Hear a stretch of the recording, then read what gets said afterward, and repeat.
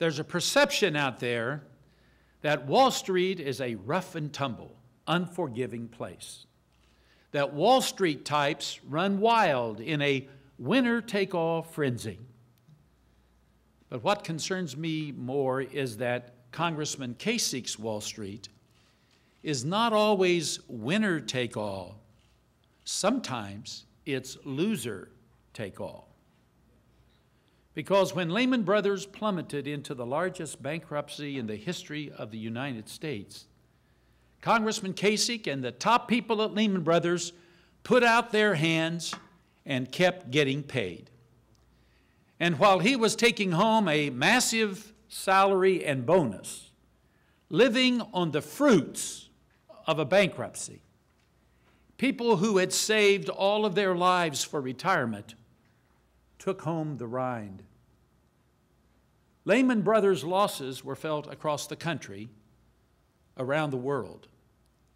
In Ohio alone, our state pension funds lost hundreds of millions of dollars because of Lehman Brothers' collapse. Hundreds of millions in hard work. Hundreds of millions of dreams, and it was gone. Gone to greed. Let me be very clear. Lehman Brothers wasn't the victim of a shady economy. They were the architects of that economy. But he's not exactly ready to learn from his mistakes. In fact, Congressman Kasich's biography still says that he was, quote, a business leader, and that he, quote, understands what makes businesses successful. And just last week, Congressman Kasich's spokesperson did some more bragging. He said, and I quote, John's experience and success in the private sector, both on corporate boards and as a banker, have given him insights on how businesses create jobs. His success as a banker? So, just so that I'm clear on this, Congressman Kasich, exactly how much of the biggest bankruptcy in U.S. history are you taking credit for? And now he wants to run government, he says, more like a corporation. In fact, he says that he wants corporations to do nearly everything that government does today. He says if a service is listed in the phone book, then government shouldn't do it. Now, in response to that, I would say to Congressman Kasich, here's a lesson they don't teach on Wall Street. Not everything has a dollar sign on it.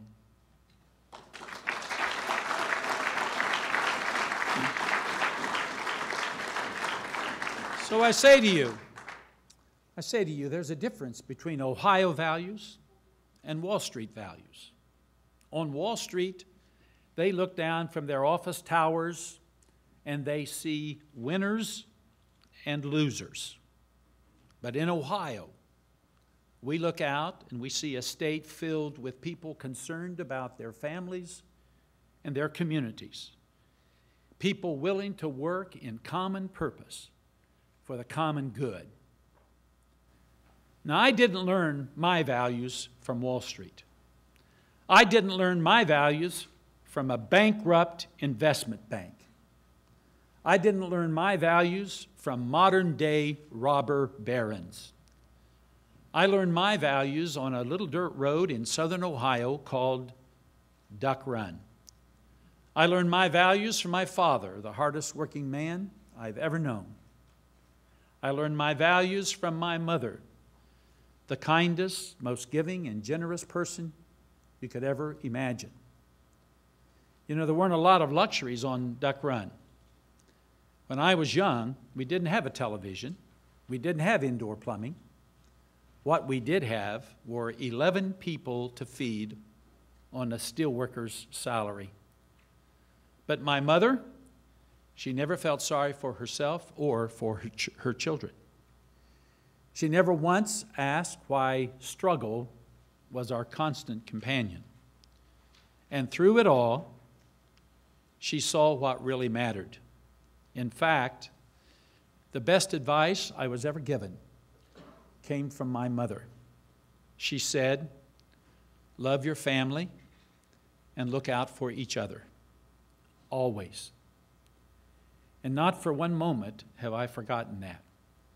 Not in my life and not in my life's work.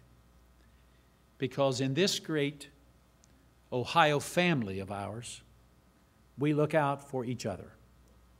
Those are my Ohio values.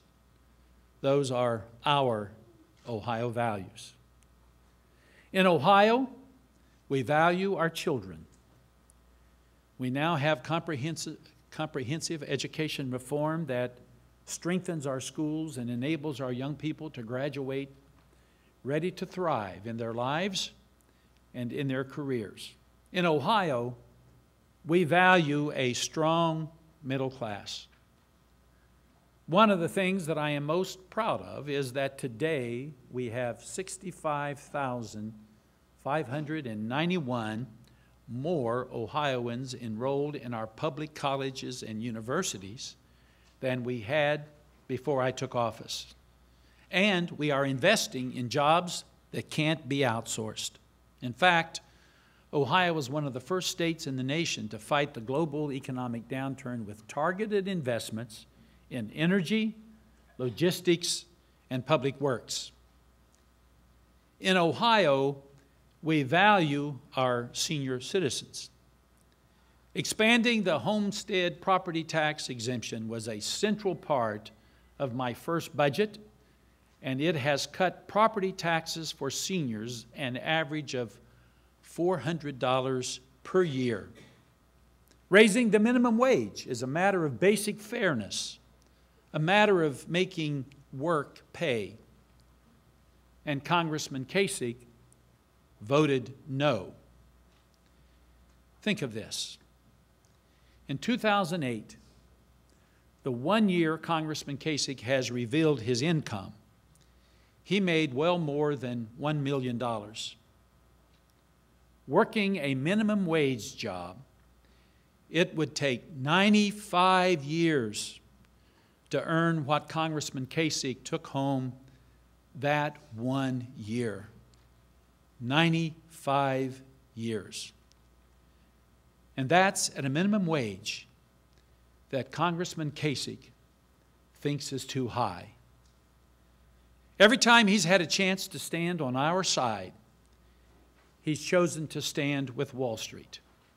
The election this November offers a clear choice. Congressman Kasich embraced the values of Wall Street.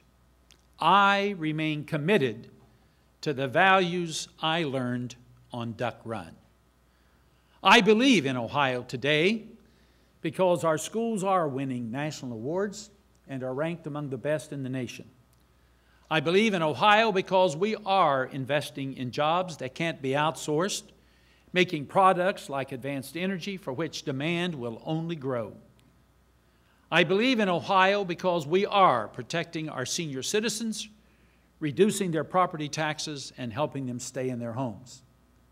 None of these are Congressman Kasich's priorities.